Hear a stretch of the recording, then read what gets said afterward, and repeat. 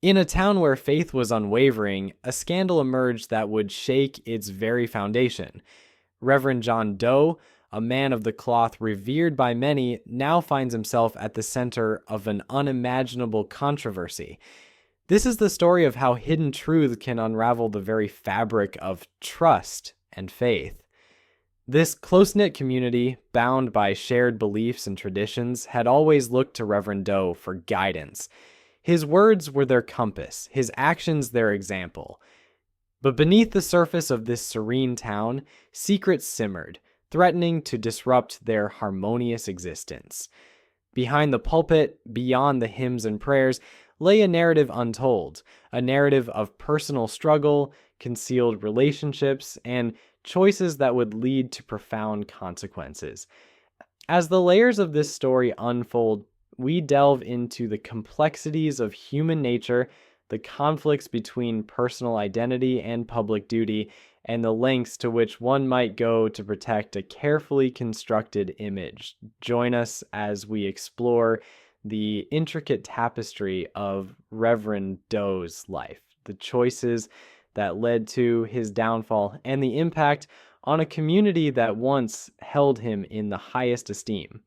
This is a tale of faith tested, trust broken, and the enduring quest for truth. Reverend John Doe was more than just a pastor. He was the heartbeat of this town. His sermons resonated with wisdom and compassion, drawing people from all walks of life. Beyond the pulpit, he was a counselor, a friend, and a guiding light for many. His commitment to the community was evident in every action, every word, and every gesture. Mark Smith, a gifted musician, brought melodies that touched the soul. His talent was matched only by his kindness, making him a beloved figure among those who knew him.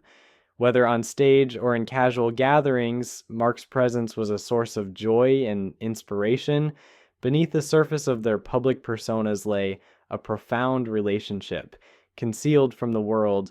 The Reverend and the musician, bound by shared experiences and emotions, navigated a complex connection that defied societal expectations. This hidden bond would become a pivotal element in the unfolding narrative, revealing the intricate layers of love, secrecy, and identity.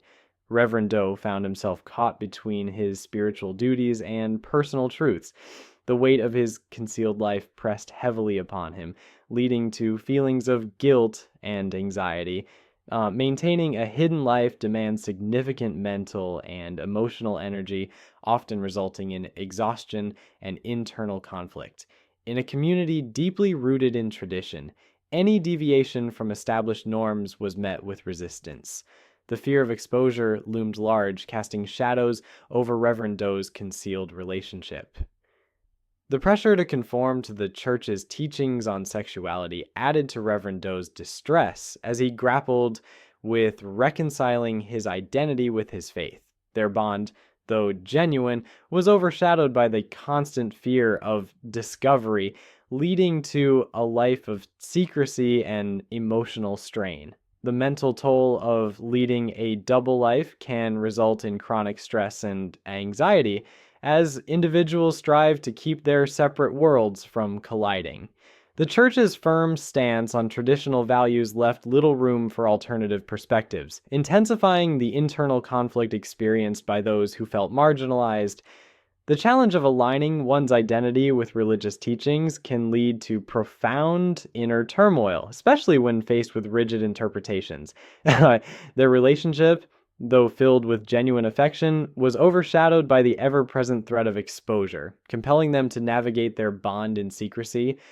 Preaching virtues he struggled to embody, Reverend Doe faced a profound dissonance between his public persona and private reality. In tight-knit communities, deviations from the norm are often met with scrutiny, making the concealment of personal truths increasingly challenging. Anonymous messages served as constant reminders of the precariousness of his situation, amplifying his sense of vulnerability. The strain of living a double life can erode even the strongest bonds, as the constant fear of discovery takes its toll. In his most private moments, Reverend Doe grappled with feelings of guilt and shame, yearning for a resolution to his internal conflict. The church's unwavering commitment to traditional doctrines left little room for personal struggles, isolating those who deviated from the expected path.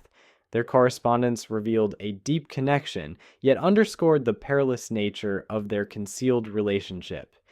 Each sermon on virtue became a poignant reminder of his own concealed truths, intensifying his internal struggle. In a community where appearances are paramount, the fear of exposure cast a long shadow over his every move. The dissonance between his faith and his identity led to sleepless nights and a heart heavy with unresolved questions. Reverend John Doe found himself ensnared in a tightening web of secrecy and fear. The anonymous threats weighed heavily on his conscience, each message a ticking clock inching closer to potential ruin. Mark Smith, equally burdened by the looming threat of exposure, grappled with the possible consequences that could shatter their lives and the community they cherished. In the face of mounting pressure, the two met in secrecy, their discussions fraught with fear and uncertainty. The weight of their concealed relationship pressed heavily upon them, each contemplating the potential fallout. Emotions escalated as they confronted the reality of their situation, the fear of disgrace, the potential loss of community, and the internal struggle between personal truth and public perception reached a boiling point. Alone in the sanctuary, Reverend Doe grappled with the dichotomy of his existence. The sacred space that once provided solace now echoed his internal conflict, a stark reminder of the life he preached versus the life he lived. Mark, overwhelmed by the situation, sought to express his turmoil and hopes through a heartfelt letter, a final attempt to reconcile their predicament. The letter's contents laid bare the depth of their shared anguish and the impossible choices ahead, leaving Reverend Doe in a state of profound despair. The internal conflict began to seep into his public life. The once steadfast pastor now appeared fragile, his sermons laced with an unspoken plea for understanding and redemption. A phone call disrupted the fragile equilibrium, bringing news that would propel the situation toward an irreversible climax. An unsettling silence greeted him, the disordered room a testament to the chaos that had unfolded.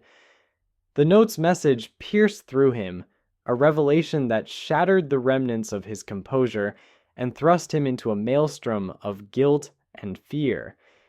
In the ensuing darkness, the consequences of concealed truths and forbidden love unraveled, leaving a community on the brink of discovering the shadows lurking beneath its veneer of piety. For the discovery of Mark's lifeless body sent shockwaves through the community. The serene town, once a haven of faith and fellowship, now found itself at the heart of a tragic mystery. Law enforcement swiftly arrived at the scene, initiating a meticulous investigation to uncover the truth behind this untimely demise. Detectives began by securing the area, ensuring that every piece of potential evidence was preserved. They documented the scene with photographs and detailed notes, capturing the environment exactly as it was found. This initial step was crucial, as any overlooked detail could hinder the pursuit of justice. The next phase involved identifying Mark and notifying his next of kin. This somber task required sensitivity and professionalism, as family and friends were informed of their loss. Concurrently, investigators sought to reconstruct Mark's final hours, piecing together his activities and interactions leading up to the incident. Interviews with those who knew Mark became a focal point. Friends, colleagues, and acquaintances were approached to shed light on his recent behavior and any potential concerns he might have shared. These conversations aimed to uncover any underlying issues or conflicts that could provide insight into the circumstances surrounding his death. Forensic experts meticulously examined the physical evidence. Items found at the scene were collected and analyzed for fingerprints, DNA, or other trace materials that could lead to a suspect. This scientific approach ensured that objective data supported the investigative efforts.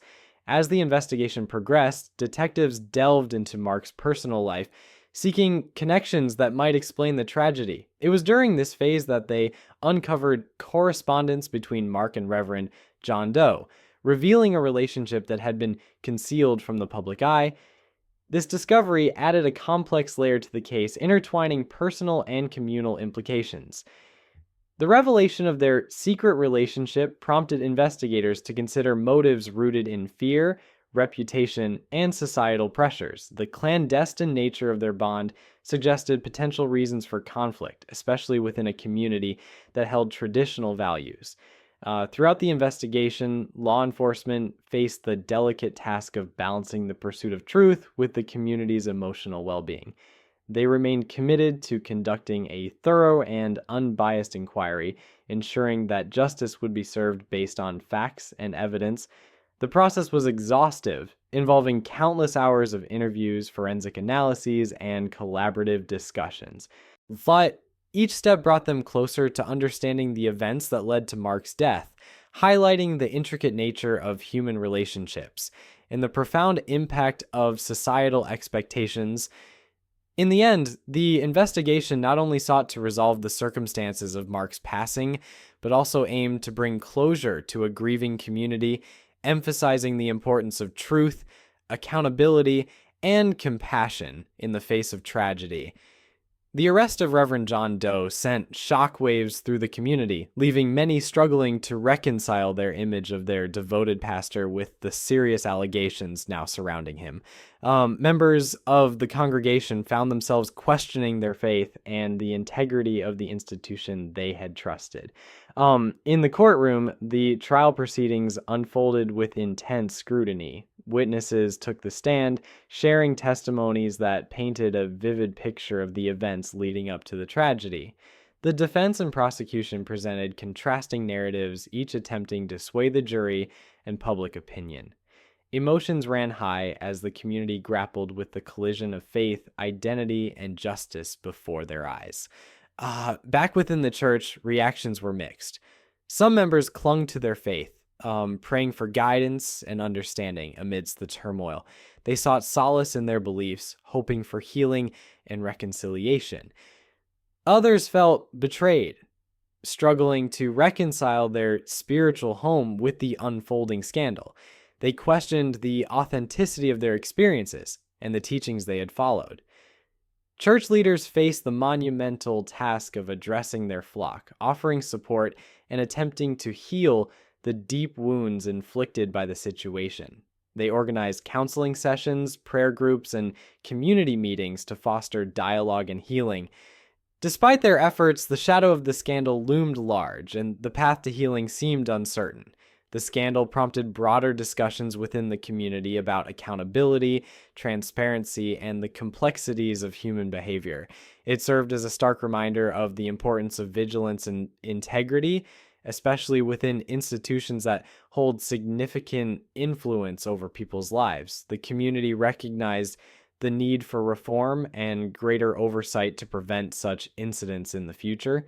In the aftermath, the community embarked on a journey of healing and rebuilding. Support groups formed, and individuals sought therapy and counseling to cope with the emotional toll. The church initiated programs to restore trust and engage with the community in meaningful ways. Over time, wounds began to heal, but the scars remained, serving as a constant reminder of the fragility of trust and the need for vigilance. The story of Reverend John Doe and Mark Smith became a cautionary tale, illustrating the potential for betrayal within trusted institutions and the resilience of a community striving to heal and rebuild. It highlighted the complexities of human relationships, the challenges of maintaining integrity, and the enduring power of faith and community. The trial of Reverend John Doe concluded with a heavy heart. The judge, after considering all the facts, delivered the sentence. The families of both Mark Smith and Reverend Doe sat in the courtroom, their faces reflecting deep sorrow and loss. Justice had been served, but the wounds inflicted would require much time to heal.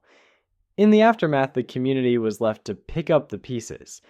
Members spoke about their feelings of betrayal and confusion, trying to understand how such a tragedy could occur within their own church. The church itself faced a period of introspection, acknowledging the need for change and greater transparency. LGBTQ plus advocacy groups saw this as a moment to push for broader conversations about acceptance and understanding within religious communities. Memorials were held for Mark Smith, celebrating his life and the joy he brought to those around him. The community came together, sharing stories and supporting one another. Messages of hope and healing began to emerge as people sought to move forward while honoring the past. The journey was long, but the collective spirit of the community paved the way for reconciliation and growth. This story serves as a poignant reminder of the complexities of human nature, the importance of honesty, and the enduring need for compassion and understanding. It highlights the profound impact that truth and acceptance can have on healing and rebuilding, both for individuals and communities as a whole.